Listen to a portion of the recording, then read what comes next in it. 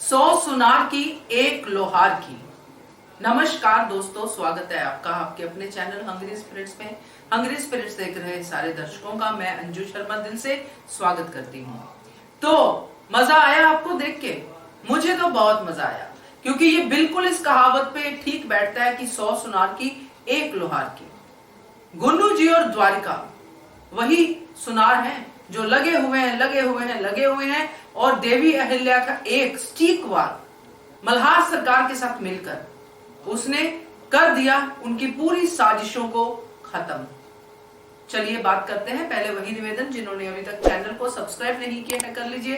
साथ में दोस्तों बेल आइकॉन दबाइएगा ताकि आपको हमारे वीडियोस के नोटिफिकेशन मिलते रहे। तो ये जो हुआ है खंडेराव में बदलाव मालेराव के कारण, इसके ऊपर हमने 2-3 बार बात की है और आखिर ये सच सामने आया जो हमने बात की थी कि देवी अहिल्या ने ये वाला सारा काम किया है और पहली बार मालेराव से इतना अच्छा काम हुआ है, जिसको लेके मालेराव को भी अच्छा लगा जब उसको बाद में समझाया गया कि तुमने कुछ गलत नहीं किया है। और इसमें ना सिर्फ देवी अहिल्या थी बल्कि मल्हार सरकार भी साथ में थे देवी अहिल्या के, क्योंकि जो वो बात कर रहे थे कि ये तुम्हारी कोशिश, और एंड में रिजल्ट भी उनको दिखा। तो ये जो चीजें हुई ये वही चीजें दोस्तों कि अगर कोई अच्छे लोग मिलके कुछ काम करते हैं तो उसमें उनकी कामयाबी पक्की ही पक्की है। ये बुरे लोग गुन्नू जी और द्वारिका, इन्होंने कितनी कोशिश की और गुन्नू जी तो बिल्कुल रिलैक्स हो गए थे, जैसे कि उन्होंने अपने जाने का एक कारण भी बना लिया था, जो कि कारण बिल्कुल फिट नहीं बैठता है।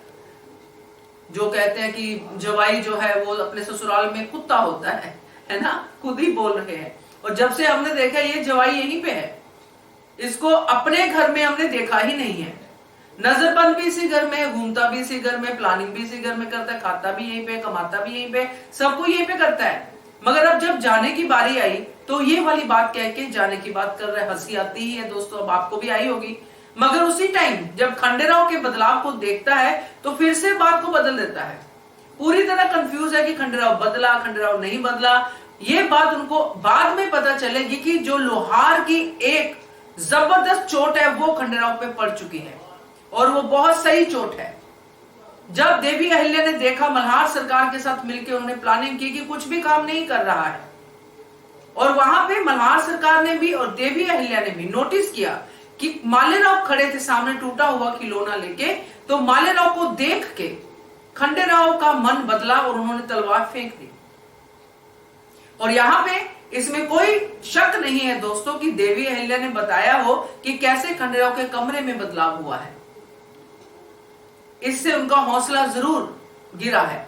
और ये सब चीजें जब आपस में मल्हार सरकार और देवी अहिल्या ने डिस्कस की होंगी, तब ये बात, ये काम करने में उनको कोई गुरेज नहीं होगा। और रमजानी, जिसको इन लोगों ने अपनी तरफ करके एक तरह से सोचा था कि ये तो हमारा ही मोहरा है, शराब और शबाब, नशा और शबाब, ये दोनों खंडेराव को कहां से कहां पहुंचा देंगे, हमारा ही खंडेराव बन जाएगा। वो भी इनका फ्लॉप किया। पहले तो शबाब, जिसको रमजानी बता रहे थे, ये रमजानी हमारे ही इशारों पे नाचेगी, क्योंकि उनके बाबा साहिब कहेंगे कि ये तो हमारा बड़ा तगड़ा मोहरा है, मेरे पुत्र गुन्नू जी, अब देखना कैसे बदलाव आएगा। बाबा जी तो चले गए अपनी यात्रा पे, अब ये मोहरा भी इनके हाथ से निकल गया, क्योंकि ये तो बहुत ईमानदार मोहरा है।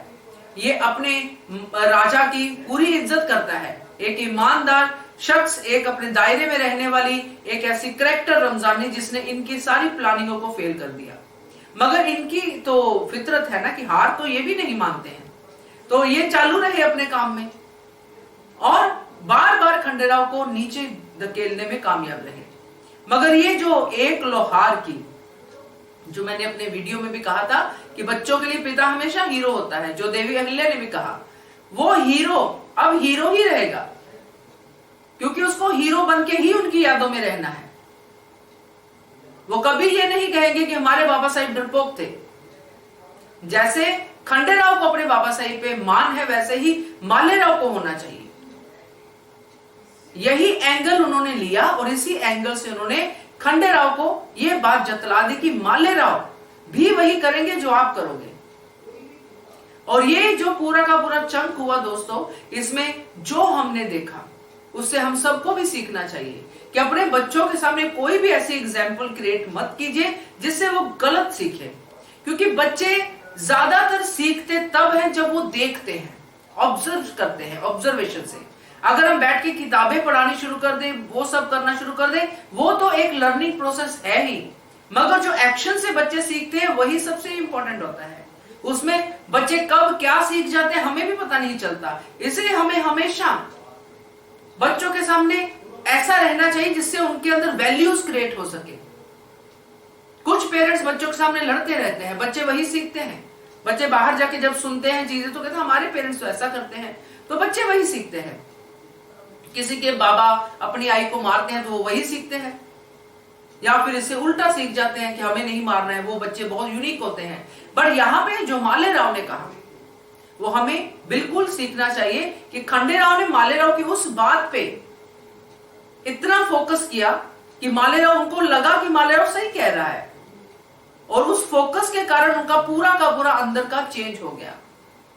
और ये तो हमने देखा कि दोनों कैसे बेचारे जो अपने षड्यंत्रकारी हैं बाहर बैठे थे कि ये तो हमारी जो सारी चालें फेल हो गई, ये तो खंडेराव बदल गया और ये तो हमारे नुकसान की बात है।